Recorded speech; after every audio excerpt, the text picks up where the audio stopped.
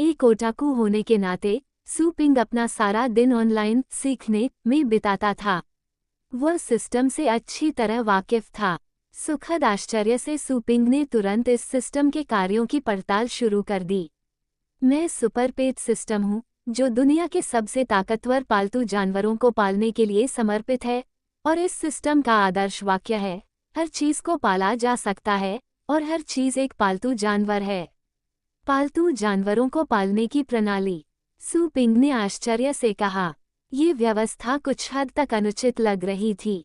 हर चीज को पालतू जानवर माना जा रहा था, तो क्या सड़क के किनारे उगने वाले फूल और घास को भी पालतू जानवर माना जा सकता है? बुद्धि और आध्यात्मिक जागृति होने पर फूल और घास भी पालतू जानवर बन सकते हैं।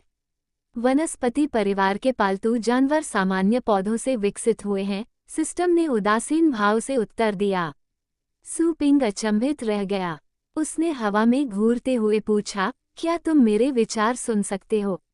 मैं मेजबान की आत्मा से जुड़ा हुआ हूँ। बेशक, मैं अपने मेजबान के विचारों से अवगत हूँ। चेतावनी, पहली अपशब्द चेतावनी। उद्धरण चिन्ह ... उद्धरण चिन्ह। सू पिंग चुप हो गई। सिस्टम सक्रिय हो गया है। आपको, मेरे मेजबान, 24 घंटों के भीतर अपना पालतू जानवरों का स्टोर जोड़ना होगा। यदि आप ऐसा करने में विफल रहते हैं, तो सिस्टम हटा दिया जाएगा और उस दिन की मेमोरी मिटा दी जाएगी। सिस्टम ने आगे कहा, क्या इस प्रणाली को हटा दिया जाएगा? यह जवाब सुनकर सू पिंग ने अपनी भौहें ऊपर उठा लीं। हालांकि ऐसी व्यवस्था कोई असामान्य बात नहीं थी, फिर भी यह एक व्यवस्था तो थी ही। मेरे ठीक सामने एक पालतू जानवरों की दुकान है। क्या मैं इसे भी खरीद सकती हूँ? सू पिंग ने मन ही मन पूछा। अधिकृत, कृपया पुष्टि करें। सू पिंग ने तुरंत पुष्टि कर दी। आखिरकार ये पालतू जानवरों की दुकान उसके परिवार की थी। वह इसके साथ जो चाहे कर सकता था। जोड़ने का काम सफल रहा। पालतू जानवरों की दुकान में कुछ बदलाव किए जा रहे हैं। पालतू पशुओं का चारागाह स्थापित, पालक बाड़ा स्थापित, खेती के मैदान की ओर खिड़की स्थापित। सेटअप पूरा हो गया है। अब शुरुआती खोज शुरू करते हैं। स्टो में 2 पालतू जानवर पाए गए हैं। कृपया इनमें से किसी एक पालतू जानवर का चयन करें और 1 सप्ताह के भीतर उसकी शक्ति को 3 गुना बढ़ाएं ताकि इस प्रणाली द्वारा योग्य माने जाने वाले मानक तक पहुंचा जा सके। जैसे ही सिस्टम ने अपनी रिपोर्ट पूरी की, सू पिंग को लगा कि एस्ट्रल पेट स्टो पहले से बिल्कुल अलग हो गया है। पहले की तरह पेशाब और जानवरों के मल की तीखी गंध गायब हो गई थी। साथ ही स्टो पहले से ज्यादा साफ सुथरा लग रहा था। सामान तो पहले जैसा ही था, लेकिन उसका रूप रंग पूरी तरह बदल गया था। एक एस्ट्रल पेट की शक्ति को 3 गुना बढ़ाना। 1 सप्ताह के भीतर। सू पिंग को आश्चर्य हुआ कि क्या उसने सिस्टम को गलत सुना था, या शायद सिस्टम में कुछ गड़बड़ हो गई थी। एस्ट्रल पेट की शक्ति को बढ़ाना कितना कठिन था। दिन रात शिकार और प्रशिक्षण किए बिना, या लोकप्रिय ब्रांडों के कीमती खाद्य पदार्थों का सेवन किए बिना यह असंभव था। एक बार में या 1 सप्ताह की समय सीमा के भीतर 3 गुना प्रगति हासिल करना तो दूर, 1 गुना प्रगति करना भी अविश्वसनीय रूप से कठिन था। अगर मैं इस खोज में असफल हो गया तो क्या होगा? सू पिंग ने पूछा। मेजबान को विफलता के लिए दंड स्वीकार करना होगा। दंड का तरीका यादृच्छिक रूप से चुना जाएगा, जिसमें बिजली गिरने का दंड, नरक की सजा, अत्यधिक पीड़ा का दंड शामिल है। सिस्टम ने उत्तर दिया। सू पिंग ने अपनी आंखें घुमाईं। नामों को सुनकर ही वह समझ गया था कि सजा के इन रूपों को हल्के में नहीं लिया जाना चाहिए। क्या मैं किसी दूसरे मिशन पर नहीं जा सकता? सू पिंग अपनी आखिरी कोशिश कर रहा था। नहीं, उसे बेरहमी से मना कर दिया गया। चेतावनी, दूसरी बार अपशब्दों का प्रयोग। उद्धरण चिन्ह ... उद्धरण चिन्ह। तीसरी अपशब्द चेतावनी। बिजली गिरने जैसी सजा बेतरतीब ढंग से चुनी जाएगी। सिस्टम की आवाज़ अभी पूरी तरह शांत भी नहीं हुई थी कि सू पिंग को अपने पूरे शरीर में एक ज़बरदस्त बिजली का झटका महसूस हुआ। वो किसी ज़ॉम्बी की तरह कांप रहा था, मानो कोई डिस्को डांस कर रहा हो। बिजली का झटका जितनी तेज़ी से आया उतनी ही तेज़ी से चला गया। सू पिंग के पूरे शरीर में जलन होने लगी।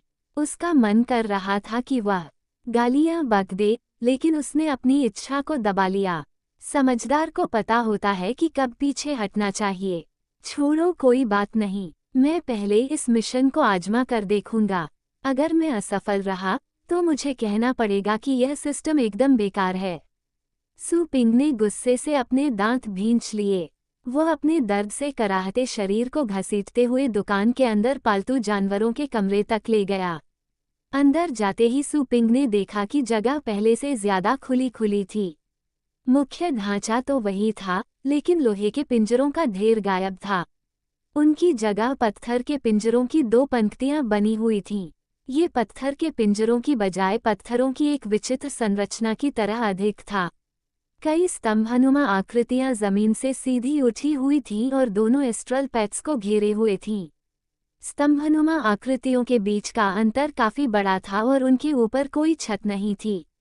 एस्ट्रल पैट्स लगभग कूदकर या दरारों से निकलकर बाहर जा सकते थे। हालांकि दोनों एस्ट्रल पैट्स जमीन पर पड़े हुए थे और उनका भागने का जरा भी इरादा नहीं था। सू पिंग ने अपनी भौहें ऊपर उठाईं। यह जरूर सिस्टम की ही कोई रचना होगी। सिस्टम ने जिस पालतू जानवरों के लिए बने बर्तन का जिक्र किया है, वो यही होना चाहिए। उसने पत्थर की संरचना में मौजूद दोनों पालतू जानवरों पर एक नज़र डाली। दोनों ही औसत दर्जे के युद्ध पालतू जानवर थे। पालतू जानवरों में से एक लाइटनिंग रैट था, जो फुर्तीले प्रकार का निम्न श्रेणी का बैटल पेट था। वयस्क होने पर भी लाइटनिंग रैट केवल प्रथम श्रेणी के मध्य स्थान तक ही पहुंच पाता था। लाइटनिंग रैट के विकसित होने की संभावना काफी कम थी। यहाँ तक कि जब वे थंडरस्टॉर्म रैट में विकसित हो जाते थे, तब भी वे केवल तीसरी श्रेणी तक ही पहुंच पाते थे, जो उनकी अधिकतम सीमा थी। दूसरा मानागार्म था, जो फुर्तीले स्वभाव का निम्न श्रेणी का युद्धपालक था। वयस्क होने पर मानागार्म प्रथम श्रेणी के उच्च स्थान पर होता था, लगभग पृथ्वी पर साइबेरियाई बाघ जितना शक्तिशाली। सू पिंग को धुंधला सा याद था कि उन 2 एस्ट्रल पैट्स को स्टोकी पेट बोर्डिंग सेवा में छोड़ दिया गया था और उन्हें कुछ दिनों बाद ले जाया जाएगा। मैं लाइटनिंग रैट के साथ जा रहा हूँ। सू पिंग ने अपने विकल्पों पर विचार किया और कमजोर लाइटनिंग रैट को चुना। इस तरह सुधार की गुंजाइश अधिक रहेगी। 8000 USDT तक के स्वागत पुरस्कार प्राप्त करें। AI संचालित प्लेटफॉर्म के साथ निर्बाध क्रिप्टो ट्रेडिंग का अनुभव करें। डेटा की सुरक्षा बनाए रखते हुए बेहतरीन प्रदर्शन प्राप्त करें। उसने सिस्टम की आवाज फिर सुनी। पालतू जानवर चुन लिया गया है। कृपया एक साधना तल चुनें। जैसे ही सिस्टम ने वाक्य पूरा किया, सू पिंग के सामने अचानक एक अलौकिक सफेद रोशनी की किरण प्रकट हुई और उसने अंतरिक्ष को चीरते हुए एक आंख के आकार की ऊर्ध्वाधर दरार बना दी। उस दरार के दूसरी ओर एक विनाशकारी आभा थी, जो अपने संपर्क में आने वाली किसी भी चीज को विकृत करने में सक्षम थी। सू पिंग अचंभित रह गया। ये सुनिश्चित करने के बाद कि इससे उसे कोई खतरा नहीं होगा, उसने सिस्टम से पूछा, कल्टीवेशन प्लेन क्या होता है? पालन पोषण के मैदान पालतू जानवरों के प्रजनन और पालन पोषण के मुख्य स्थल हैं। मेजबान चयनित पालतू जानवर के लिए उपयुक्त स्थल का चयन करके उसका पालन पोषण कर सकता है। खेती के स्थल। सू पिंग ने इस संबंध में जानकारी जुटाने के लिए अपनी स्मृति पर जोर डाला। एस्ट्रल पैट्स का पालन पोषण स्थलों पर बहुत अधिक निर्भर करता था। इसलिए कई एस्ट्रल पेट प्रजनन केंद्र बड़े बड़े क्षेत्र किराए पर लेकर खेती के स्थल बनाते थे, जिन्हें पेशेवर शिकारगाह भी कहा जाता था। बड़े पालतू जानवरों के स्टोरों में भी ऐसी सुविधाएं होंगी, लेकिन अधिक व्यापक सेवाओं के साथ। सू पिंग द्वारा संचालित छोटी पालतू जानवरों की दुकानों के लिए उन्हें केवल अपने ग्राहकों के पालतू जानवरों को खाना खिलाना होता था और जगह को साफ रखना होता था। पालतू जानवर का पता लगाया जा रहा है। बिजली का चूहा। गरज परिवार का एक पालतू जानवर। सबसे उपयुक्त साधना स्तर मिल गया है। प्राचीन गरज बादल क्षेत्र। प्रवेश करें, हाँ या ना? सू पिंग असमंजस में पड़ गई। हाँ, शायद। जैसे ही उसने बोलना समाप्त किया, उसे अचानक इस साधना स्तर का नाम कुछ जाना पहचाना सा लगा। एस्ट्रल पैट्स अलग अलग पृष्ठभूमियों से आए थे, लेकिन उनमें से अधिकांश अंतरिक्ष में दरारों से थे। या शायद कुछ ऐसे खगोलीय पिंड थे जिन पर जानवर और जीव रहते थे, जबकि अन्य एस्ट्रल पैथ्स प्राचीन ग्रहों से थे। थंडर क्लाउड क्षेत्र। थंडर परिवार में एस्ट्रल पैथ्स का एक प्राचीन जन्म स्थल प्रतीत होता था, जो टूट चुका था और बहुत पहले विलुप्त हो चुका था। ऐसा कहा जाता था कि गरज परिवार में कई शीर्ष स्तरीय एस्ट्रल पैथ्स थे, जैसे ब्लू सी का thunder dragon, 9 headed grand thunder और ज़ेफिर बीस्ट। ये सभी थंडर क्लाउड दायरे से थे। थंडर क्लाउड दायरे के पतन और लुप्त होने के साथ वे शीर्ष स्तरीय एस्ट्रल पैथ्स की किंवदंती बन गए हैं, जिन्हें शायद ही कभी देखा जा सकता है। क्या ऐसा हो सकता है कि वह जिस स्थान पर जा रहा था वह एक प्राचीन स्थल हो जो लंबे समय से लुप्त हो चुका हो? सू पिंग के होश में आने से पहले ही उसने महसूस किया कि एक प्रबल शक्ति उसे अलौकिक सफ़ेद रोशनी वाली दरार की ओर खींच रही है। आकाश और पृथ्वी घूम रहे थे। फिर एकदम अंधेरा छा गया। जब उसकी दृष्टि वापस आई तो उसने एक धुंधली सफ़ेद धुंध देखी और धीमी गड़गड़ाहट की आवाज़ें सुनी। सू पिंग कुछ पल के लिए अवाक रह गया, फिर सामने के दृश्यों को देखकर वह दंग रह गया। क्या ये कोई लुप्त प्राचीन स्थल था? उसने खुद को विशाल वृक्षों से घिरे एक विशाल क्षेत्र में पाया। वृक्षों की चोटियों से कुछ ही मीटर की दूरी पर आकाश में बादल और कोहरा छाया हुआ था। बादलों और कोहरे के बीच बिजली चमक रही थी। बैंगनी रोशनी ऐसे झिलमिला रही थी मानो बादल पर सवार अजगर हों।